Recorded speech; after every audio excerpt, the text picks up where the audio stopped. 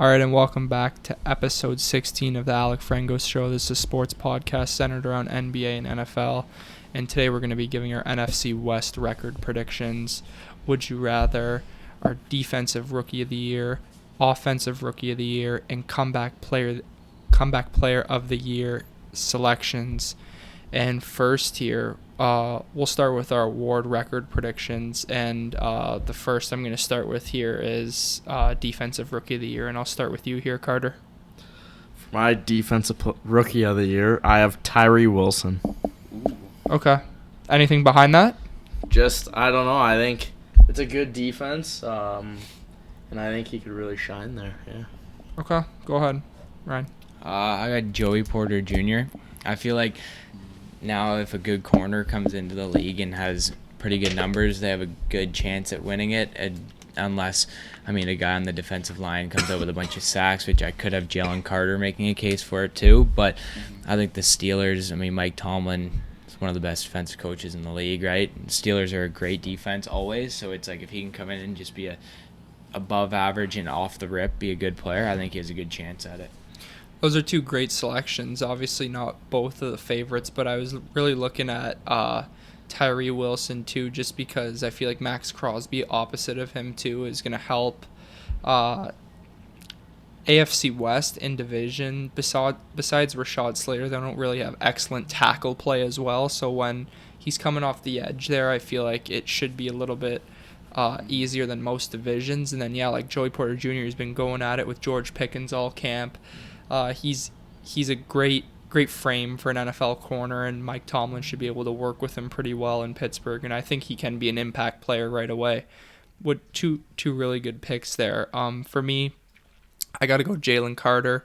This is someone where he had obviously character going into the draft, but the Eagles, they can change that. They're one of the teams that can, and I feel like him on this defensive D-line, he's going to be pretty explosive because they've got good players on the D-line, and if he can excel right off the jump, I feel like he'll be pretty successful career and defensive rookie of the year for me.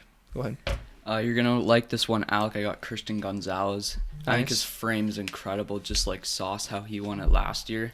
And playing under Bill Belichick, it's going to be huge for him to thrive in that system. Same with Joey Porter Jr. Mm-hmm. But the defensive rookie of the year, it's usually whoever has the most sacks, but I don't really see any like Will Anderson or Jalen Carter having like a lot of sacks like Parsons coming in. I think it's just going to be whoever's the best corner this year, and I think it's going to be Gonzalez. Stacked corner draft, so one of them, corner I feel like is most likely to win it. Mm-hmm. I definitely do think, but I just think Jalen Carter is going to have a big time, something to prove off the jump. And I feel like in Philly, they're in win now mode, and they're going to put him in, and he's got to play his best possible. And that's why I just got Jalen Carter, Tyree Wilson, Joey Porter Jr., Gonzalez. And we'll go here to offensive rookie of the year. Who do you got here, Carter? My offensive rookie of the year, I actually have Jalen Hyatt. Wow. I think when Daniel Jones has the number one option, he really uses him. Last year, Isaiah Hodgins had 300 yards in the last 2 or 3 games. He barely played in the one game also because he went out with like a head injury or something like that. But if they really find that connection, I really think he could be good. Yeah, I like Hyatt a lot coming out of the draft, and I feel like he landed in a good spot with the Giants. Can he explode right away on the scene? I think he can, but there's a lot of big candidates here for Offensive Player of the Year. But Hyatt, I think I could definitely see him in the mix, but it's a bold prediction, but it's a good one. Go ahead. Yeah, I think Offensive Player, the Rookie of the Year, it can maybe lean a quarterback if there's some stacked quarterbacks in the class. I don't think this year there will be a quarterback that'll play excellent enough to be I don't think the so offensive either. rookie of the year. That's why I'm going to go with Jahmyr Gibbs. I just think the versatility with him at being a receiver and a running back mix, the combo there, I think it can just be used so well that if he puts up the best numbers like combined together, it's like I think it's like you just can't pass it up just because of how versatile he is. I agree. If he can give you, I don't know, like couple receiving touchdowns, bunch of receiving yards that are close enough to some of the decent wide receivers and then mixing it back with some running back plays. It's like I think the only other one I could maybe make a strong case for is Bijan, but I think the difference between him and Gibbs is a lot more better in the receiving game, which can be an extreme upside on why I think he has a better case of getting it over Bijan. Yeah, I do have Bijan Robinson as my offensive rookie of the year. I think Gibbs obviously is a better dual threat, but Bijan Robinson, talking pure rusher, he's better than Gibbs, and it's just the workload for me. I wasn't like insanely high on Bijan Robinson like a lot of people were, but I feel like he obviously is a blue chip prospect, and when he goes into the biggest rushing offense in the league with a top O-line with that type of usage, I feel like he's got to be in the offensive rookie of the year talk, and I feel like he will win it just based off if the Falcons are decent. He's got over 1,000 rushing yards, and he's putting up touchdowns to show, and the media kind of gets behind it. I feel like he will be the offensive rookie of the year. Yeah, I also have Bijan. Like you said, Ryan, I just don't think any quarterback from this class will have like an outstanding rookie year, kind of like what we saw from Justin Herbert. Yeah. Just I feel like they're not in the right situations with the weapons to do that, so I think it's going to be a running back between Gibbs or Bijan, but I'm going to lean Bijan. 2021 offensive rookie of the year, like the Lawrence Waddle draft, Chase. It was Jamar Chase, right? It was Chase, Jefferson, Herbert in that offensive rookie of the year. No. Herbert won it over Jefferson in 2020. Yeah. And then 2021, Chase won it, I'm pretty sure, right? Yeah, he did. Yeah, because Lawrence didn't play good. Lance was the backup. Fields wasn't the starter until like week 10. Mm-hmm. Who else? Mac Jones was actually right there with Jamar Chase. Yeah, he's a candidate. Yeah. But yeah, like that, I don't see that happening again. Like a crazy talented rookie class off the jump. I think it is a good rookie class, but Will Levis probably won't start. Anthony Richardson, he's got a lot of potential, but how many mistakes will he make? Yeah. Bryce Young, C.J. Stroud are in two bad positions, but they've got good futures, I think, in those organizations, but not right off the jump. I don't see any of them really getting in the mix right away. Yeah. But comeback player of the year here for our last one. Go ahead here. Yeah, I have Calvin Ridley. I think he's going to come in and be this number one guy. I know you're paying Christian Kirk a lot of money, but I think he's better than him. Clear as him. I think he looks good the way training camp's been going. He looks way faster, way better. When he was a wide receiver 2 behind Julio, I know fantasy-wise he was a top 10 receiver that last year, and I think he can do it again. Yeah. Yeah, that's Ridley's an option. I think 2 is an option too, but like, let's be real. It's like it's heavily one-sided. I think if DeMar Hamlin steps on a football field and plays some games, I think it has to go to him, no question. The guy basically died on the field and then came back to life in the hospital, and he's ready to come back to play. Mm-hmm. If he plays even just one game, I think maybe give it a half a season. If he plays, I think he's got to be the outright winner of that. I think there's no decision there. Besides, because I do have DeMar Hamlin, but besides that, who do you have? Because for me, it kind of is like a steps on the field, he wins it, right? Yeah. But like for someone that doesn't include DeMar Hamlin, because I do think he will win it and is a pretty easy decision. Yeah. Potentially Odell. I think it could be maybe Odell if you can make a case if he comes back and is insane with the Ravens. I could go Dolphins bias with Tua, but I'll go Odell if it's not DeMar Hamlin, because I mean Odell, he could come back from that Rams run if he can maybe have an insane connection with Lamar, and he's pretty healthy is what it seems like from what I've seen in practice videos. I mean, it could be a pretty strong case. Yeah, like you said, DeMar Hamlin, it's going to be hard not to give it to him just based off if he died on the field, and if he plays another snap, it really is a miracle. But besides DeMar Hamlin, because I do think it is a pretty gimme if he steps on the field for just the snap, I got to go Tua. Just because if he can stay healthy here, he's been doing all these jiu-jitsu classes, karate, whatever you want to call them. He's got the new helmet. If he can have a fully healthy season, lead the Dolphins to not even the division, but just a playoff spot in general, I think voters have to look at it and say, he's done a lot to stay in the league for the longevity of his career, because if he gets hurt again, we're talking 2 out of the league and maybe this year or next year, right? So if he can come back and stay fully healthy, you got to give him credit for putting in the work to actually want to be there for his team in the long run. Yeah, obviously DeMar Hamlin. We all know he's probably going to win the award. But I'm going to go with Russell Wilson. In the past, I don't know if it's a guy that comebacks from being injured winning it or a guy that has a down year coming back and winning it. Yeah. I usually think it's both. It is both? Yeah, usually? it's both. All right, then I'll go Russell Wilson. I think he, after going 5-12, doubling those wins next year, I think that'll easily make him. Who won it this year? Geno. Yeah. I think. Geno Smith, I think. Was it? I think. Let me check. I'm pretty sure it was. But yeah, if it's someone like Geno, like Russell Wilson's in the same boat. He's in the position to do it for sure. So you got Russell Wilson? Yeah. Of the year 2022.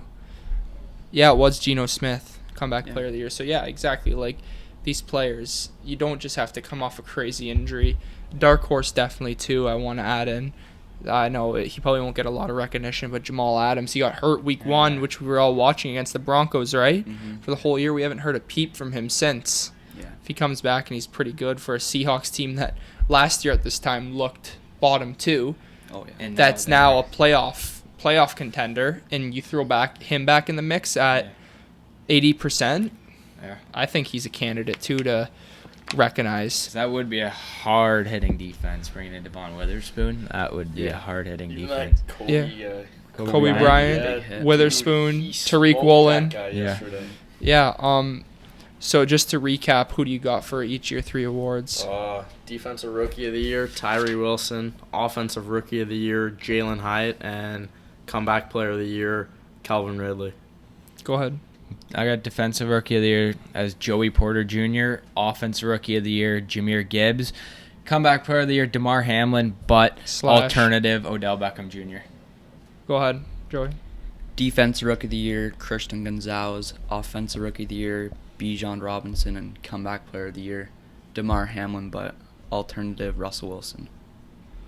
Okay, for me, I got Jalen Carter, Defensive Rookie of the Year, Bijan Robinson, Offensive Rookie of the Year. For my Comeback Player of the Year, DeMar Hamlin, but if besides him, I got Tua as my Comeback Player of the Year. So what we're going to go to here, we're going to go interception lines for these quarterbacks in 2023. I'm going to give you guys lines of these players, and we're going to say, will these people soar under or over here? Just for next year. Yeah. Based off, and I'll tell you how much they had the year before. So here, we're going to go first name, Dak Prescott. He led the league in interceptions last year with 15. Will Dak Prescott have more or less than 15 interceptions? I think he'll have less, but I still think he'll have more than 10. Yeah, 10 to 12. I think he'll have less than 15, but I don't think it's going to be half that. I think it'll be still up there because I feel like maybe he'll take more deep shots at Brandon Cooks and maybe it'll get out of hand and he'll leave some balls hanging up in the air. But 15 is a pretty high number that it seems like you can't do if you were to attempt to try it again, really. So it's like I think under 15 is what he'll end up hitting. Dak only played 12 games last year and he had 15 interceptions. Yeah. Like, that's pretty crazy, but I feel like that was a pretty wild year for him. Got injured the first week and then came back and just started throwing shit. But I think if Dak has a full healthy season, I think he can throw under 15 picks. I feel like he does throw a lot of interceptions, but 15 is pretty wild. So I got Dak throwing. And a couple of them weren't really his fault. Yeah, I was just going to say that. Yeah, the media would make it seem like it's his fault because they love bashing Dak Prescott. It's just jokes on Ghetto Gronk. But some of them aren't his fault. They were his receivers' fault. So he'll have better hands this year from his receivers. I think Gallup coming back, Brandon Cooks in the mix. It's like I think 15. CD obviously. Yeah. Go ahead. Yeah, he'll have like around 10 this year, I think. Last year, I think almost half of his interceptions were his receiver's fault. So I think with better receiver play, it will go down. Yeah. Next name here. Russell Wilson. He had 15 games played and he threw 11 interceptions. Do we think he'll have more or less? I think he'll have more. Yeah. I think he plays those extra games. He's going to try and take more shots downfield to Judy or Sutton.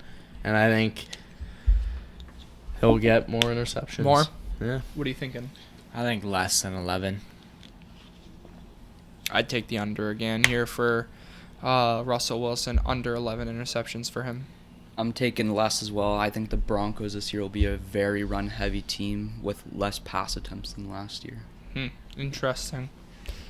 Yeah, next name we're going to go to here, kind of on the lower side of interceptions, Jared Goff. 17 games played, 7 interceptions. Go ahead, Carter. Just because how low it is, I think he'll go over. Yeah. I don't really have anything else. It was 7 interceptions? Yeah. I think, that's a pretty low number to say under, but I think I'll go under 7. Under 7. Yeah. It's tough, right? Because he's in an offense where it's very scheme reliant, where he's not like forced to make too many mistakes off improvisation or stuff like that. But he played every game last year and he only threw 7 interceptions. I'd say Jared Goff will throw 8, 9, like slightly a bit more. Like 7's pretty freaking crazy. You're not even throwing one every other game. Like, it's very impressive, but yeah, slightly over, like 1 or 2 more than last year. And we'll go last name here, someone in the middle. Patrick Mahomes. He had 12 interceptions on 17 games. I'll go under. Under? Yeah, I'll go under. Under. It's tough. He played Broncos. What do you have against the Broncos? How many? 4 interceptions in 2 games? Gosh, quite a bit. A lot. Yeah. Wait, did he have 4 the one game? The one in Denver? 3, I think. Yeah, Or maybe 4. Josie Jewell got him twice, and I think Surtain got him once. I just knew he threw so many picks. But 12 interceptions for Mahomes, and he played every game. The Chiefs like to make risks and throw the ball, but Mahomes is pretty disciplined. That one game just got him off the rails. He would have been in single digits. I'd go under for Mahomes. He'll throw single-digit picks this year. But yeah, before we get into the NFC, I want to do Would You Rather Aaron Donald. I've got a couple names here, and what do you guys think? I think it should be just defensive players in general, like edge rushers included, because Aaron Donald, we can't do nose tackles because I'd say he clears all. Yeah. So I've got a couple names here for Aaron Donald, and who would you rather have in this moment? Would you rather Aaron Donald? First name, Joey Bosa. Pretty comfortably, Aaron Donald. Aaron Donald. Yeah, Aaron Donald. I'd also go Aaron Donald. Next name, TJ Watt. TJ Watt. I just hate how the NFL is riding Aaron Donald, so TJ Watt. I'm going to go with TJ Watt as well. Yeah, I'll take TJ Watt. Next name, Myles Garrett. I think Myles Garrett's better. Myles Garrett. Aaron Donald.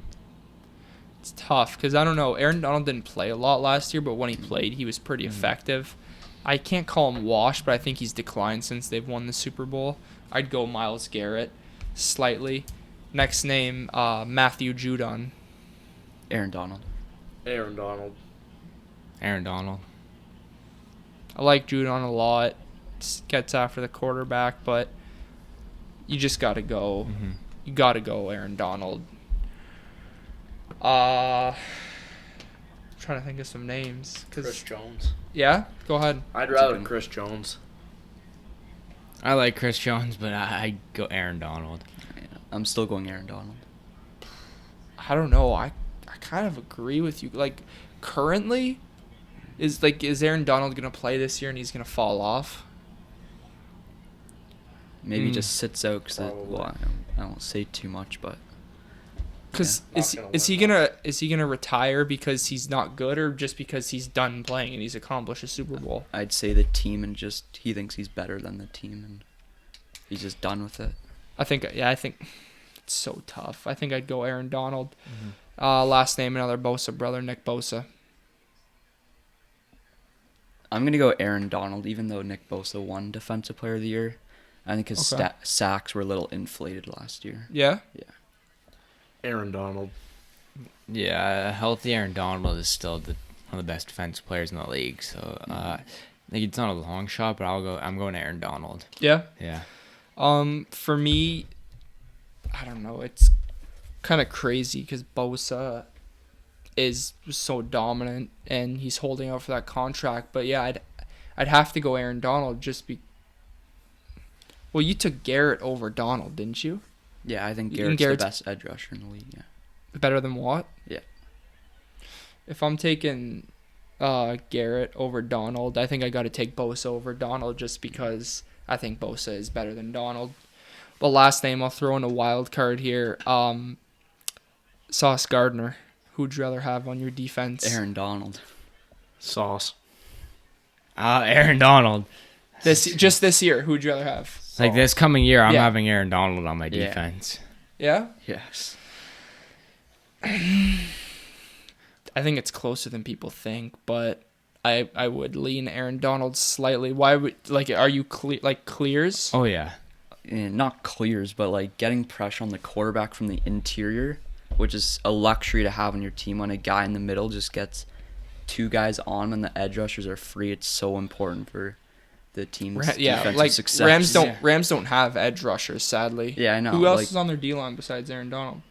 Leonard Floyd's gone. That's the only other no name on the team. So yeah, I don't know. I can't name one person on the D-line. I know they drafted Byron Young out of Tennessee, but he's pretty good. But they don't have much. Aaron Donald would be triple team probably now if he even decides to play. Yeah. If I was him, I'd just pack it up and just have a nice healthy family life for the rest of his life. But we'll get into here the NFC West. Obviously, we're gonna go team by team, record by record. We'll start with number 4 here on you, Carter. Who do you have and at which record? Hold on here. At 4, I have the Rams. Okay. I have them going 5-12. Rams. And 1-5 in the division. Okay. Go ahead with your number 4. I have the Cardinals at 1-16 and 0-6 in the division.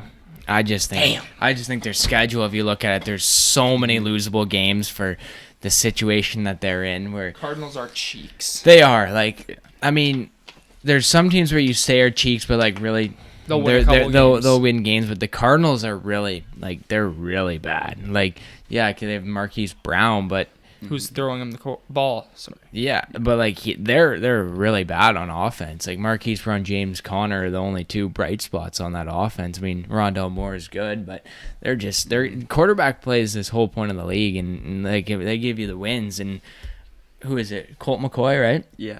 He's not going to get any wins. So it's 1-16, especially who they play against. If you look at their schedule, it is so doable. I got the Cardinals coming in at last. Number 4, 12-15, 1-5 in the division. Sorry, 2-15. I got the Cardinals coming in at number 4, 2-15, 1-5 in the division. This team is just, when you talk about one of the worst rosters in football, this is the team that you have to mention. The Cardinals are trash. Yeah. They're trash. Yeah. They got Paris Johnson Jr., Marquise Brown, Isaiah Simmons, Xavier Collins, if you even want to mention his name. Buda Baker, and Rondell Moore.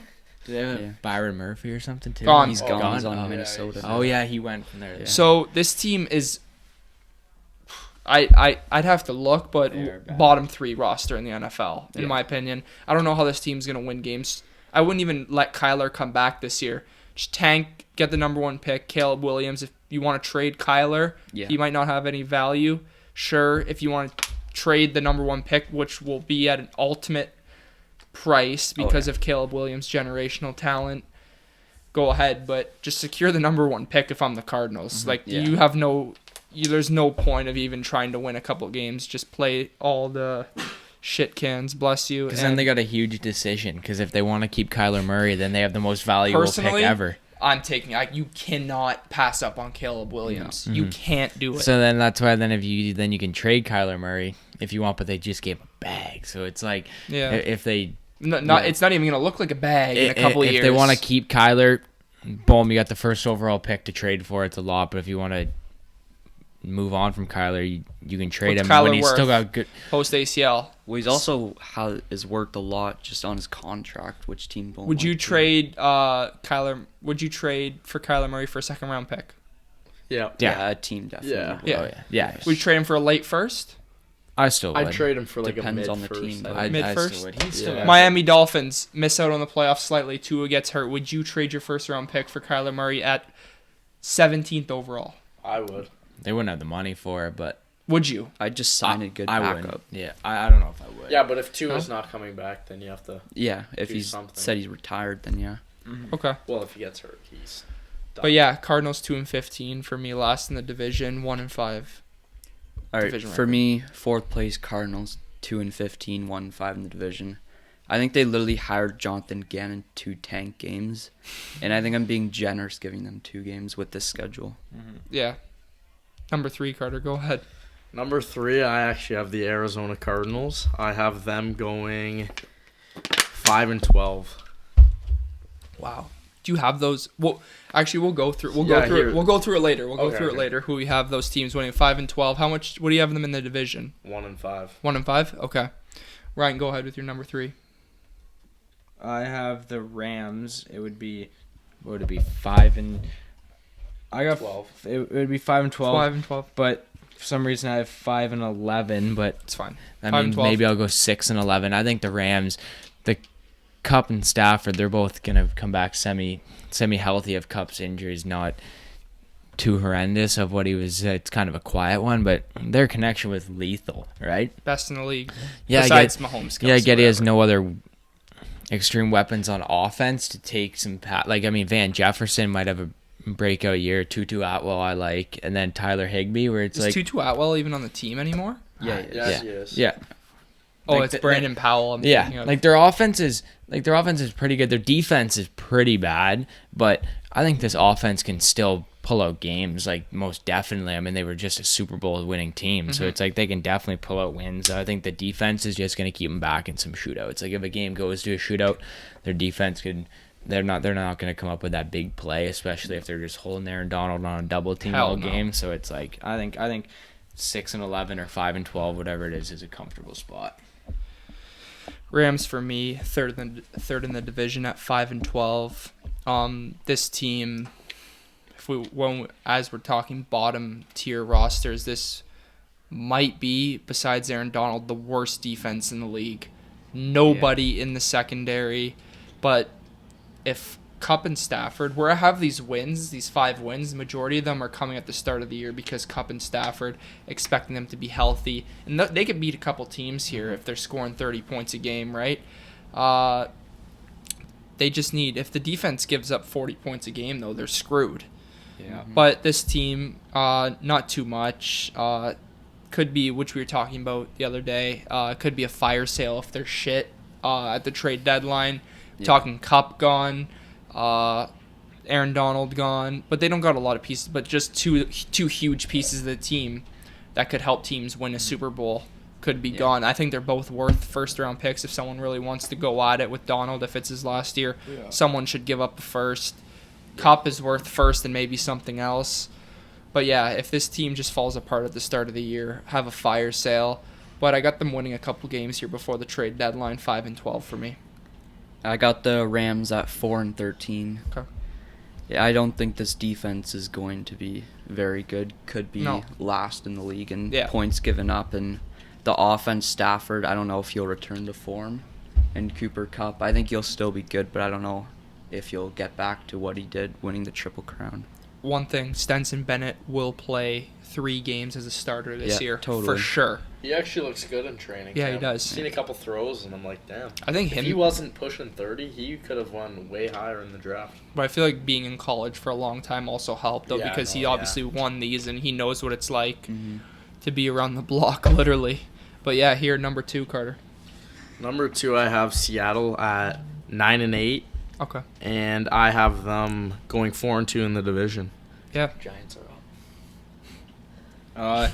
I got the Seahawks at 10-7, 4-2 in the division. This team is good. Like what team? Sorry. Seahawks. What record? Sorry. Seahawks 10-7. 10-7. 4-2 in the division. This team is good, man. Like if you look at their roster, it's so complete. I mean, all they just need is good quarterback play again from Geno. I mean, they added Jackson Smith to Jigba. Like this offense is actually it's very good. I mean, if legit. they're 3 running backs deep, all young running backs too.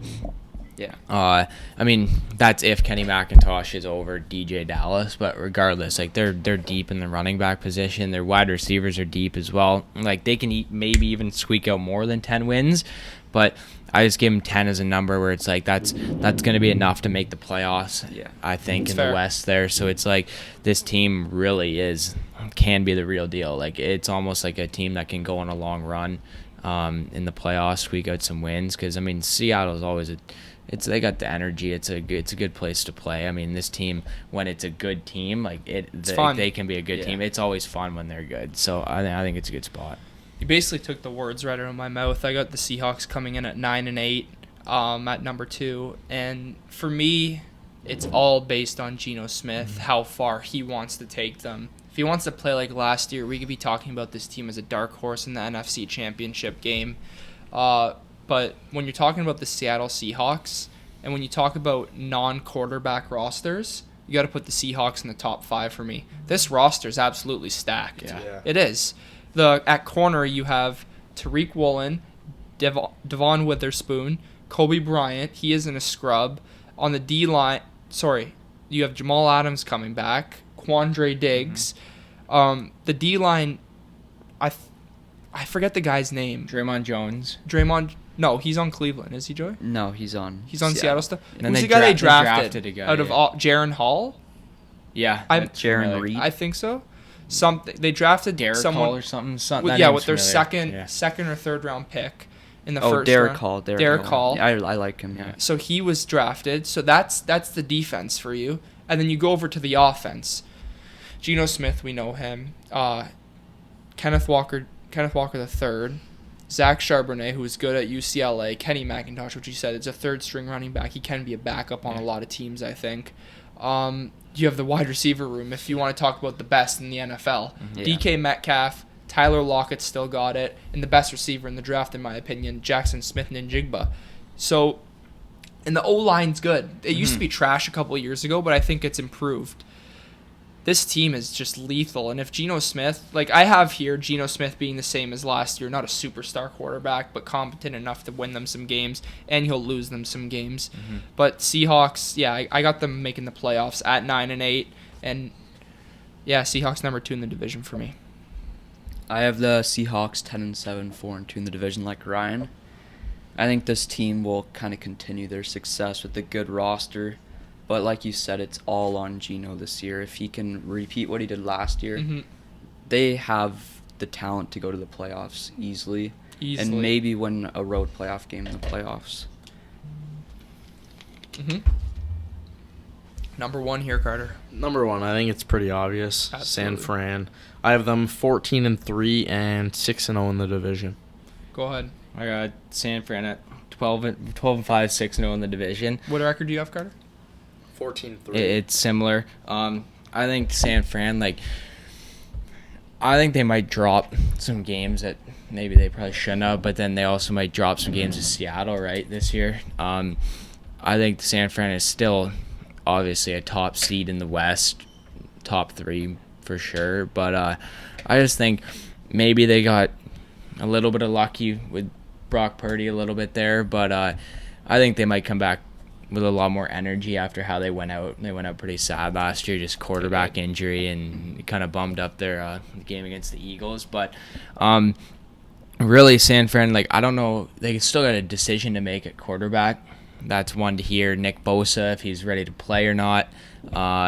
It just relies on the decision at quarterback. Yeah, I mean, they wasted all those picks and all that capital that Miami snagged from them for the Trey Lance deal, which, looking back at it now, if they move on and do Brock Purdy, that trade was not good for San Fran, right? But if they decide to stick with Brock Purdy as well, it's like will he be able to give you a run like he had last year? Was it maybe like a little bit of beginner's luck run, or is he really going to be a real deal? So I think there's still some decisions to be made within that team.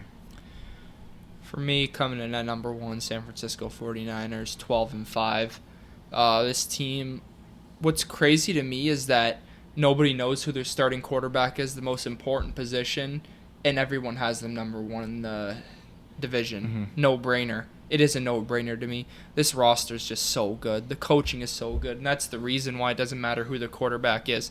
Sam Darnold, Trey Lance, Brock Purdy, whoever it is, put them out there. They'll throw for 200 yards, maybe an interception, a couple touchdowns, and they'll win the game. The defense, they'll help them win the game.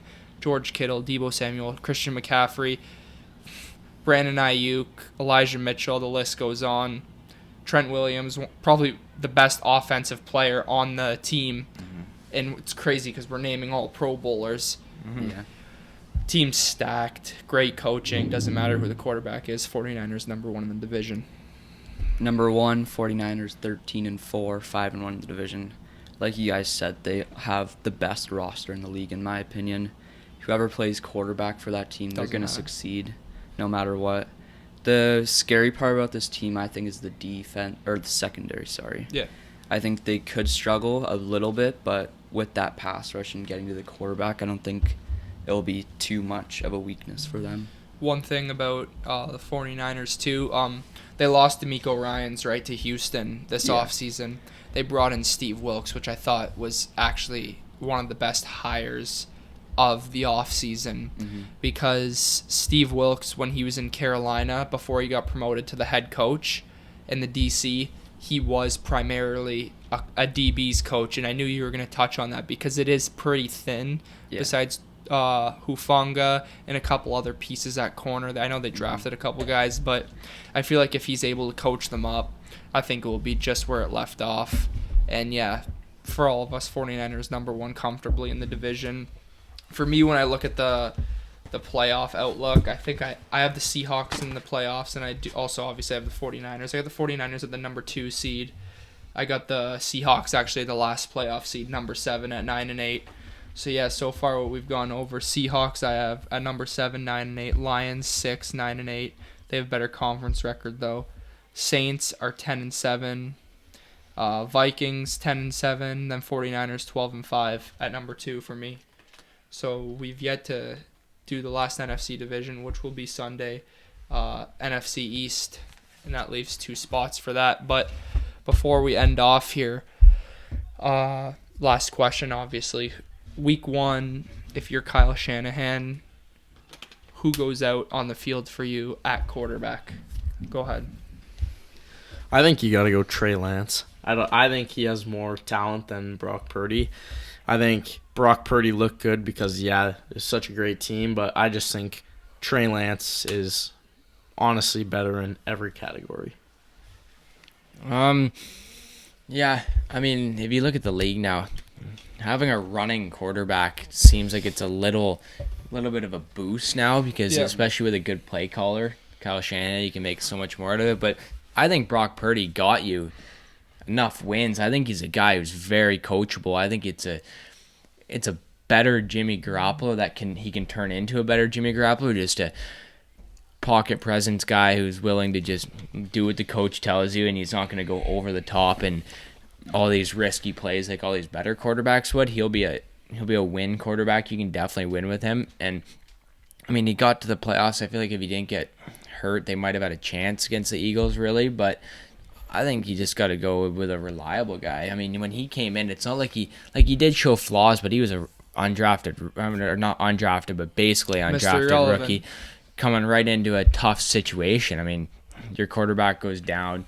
Your other quarterback is already hurt down. So it's like it was really relying all on him, and he did a pretty good job of it. I mean, I don't think you can just really pass that up and be like, all right, we just got to eliminate this guy, go back to what we're doing with Trey Lance. Because if you go back to Trey Lance and it doesn't work out, all those games that you started him with that you maybe lost, if they do that, it's like you look back like, okay, if we took Brock Purdy seriously in the offseason, gave him all the QB1 reps, and were doing everything around him, like they could have been a lot better if that happens, if they look back at it and go, damn, we messed up starting Trey Lance, and it's like then all this Brock Purdy mojo that he had could be gone. So it's like I think you just got to go with what worked. I mean, it's not like Trey Lance is trash or anything. It's just I think it's something that worked, and you just got to go with it.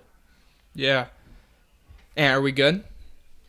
Yeah. Okay, so because I just want to make sure this doesn't stop recording, because the one thing I have, we want to say 49ers best roster in the league. You can say that. Jimmy Garoppolo got them to the Super Bowl, Brock Purdy NFC Championship, but they haven't won a Super Bowl yet. Who did they draft to win a Super Bowl and get them over the hump? Trey Lance was drafted in order to get them over the hump. In my eyes, he hasn't played a real NFL game yet. He got hurt. Well, he played week 1 against the Bears in that downpour where you can't throw a football in that weather. Yeah. Second drive against Seattle, breaks his ankle. Trey Lance hasn't had a fair shot. Although I think he was an amazing prospect in the draft, he still hasn't seen, like, it's not like he's going to fail under Kyle Shanahan, because no quarterback has ever failed for the 49ers. So, like, I think Trey Lance can do the exact same as Brock Purdy, and so do I think Sam Darnold can, because the team's that good. It's just that I think Trey Lance has the talent to take the team over the top and finally win them a Super Bowl, which Brock Purdy, well, he was injured. You could have said they could have won that game. But Jimmy Garoppolo wasn't able to do it. Brock Purdy's pretty much another cop-out of Jimmy G, like you said. And Trey Lance is this guy that was super mechanically good, can make off-platform throws, better improviser than Brock Purdy because he can get out of the pocket better. He's a better scrambler. And I don't see why you go in week 1 and you say, yeah, Purdy, hot hand, we're going to start him. It just doesn't make sense to me because you invest so much in this guy and you're just going to kick him to the curb. It's not like you can get the value out of a trade of Trey Lance that you traded for him. You traded, what did they get? What did they trade the Dolphins for? 2 firsts? Yeah. Their first that year and the one after, right? So they trade that. You're not going to get a first-round pick for Trey Lance right now. You're not. So you might as well just ride with the potential and see what Trey Lance can be. It just makes me so mad when people say Brock Purdy's the obvious starter. He's not the obvious starter. They put so much into drafting Trey Lance. They had a wide-open decision. Fields, Trey Lance, Mac Jones. Who do you want to take? Justin Fields is soon to be superstar in my opinion. Mac Jones is a game manager that I feel like if he's in the right system, he can win a couple playoff games. And Trey Lance, nobody knows what he is, and he was picked above both of them. So I think he is a playoff quarterback in my opinion, and especially if Kyle Shanahan's looking at him and saying this guy's better than a couple of these guys. Go ahead, Joey. I think you said it all. I think you spend 3 first-rounders to trade up to number 3, and you don't let this guy start week 1. You have to see what he does in the preseason still to see if he is the guy to lead this team to the Super Bowl. But as soon as Trey Lance, if he does not show that he has the capability... No, like if they lose a couple games because of him, gone. Yeah. Because Purdy will win this team games even if he's not going to take them to the Super Bowl. But in the regular season, you need to get home field advantage, number 1 seed, to make your push to the Super Bowl. Breaking news? The Lions are up 4 with a minute 15 left. But yeah, time for some Broncos football. Yes. But yeah, that's going to do it for episode 16 of the Alec Frengos Show. We'll see you guys Sunday for NFC East record prediction. You excited? Yeah, of course. NFC East record prediction. We're going to have JJ and Carter obviously on the show because Eagles, Giants, and we'll see. Yeah, we'll see you then.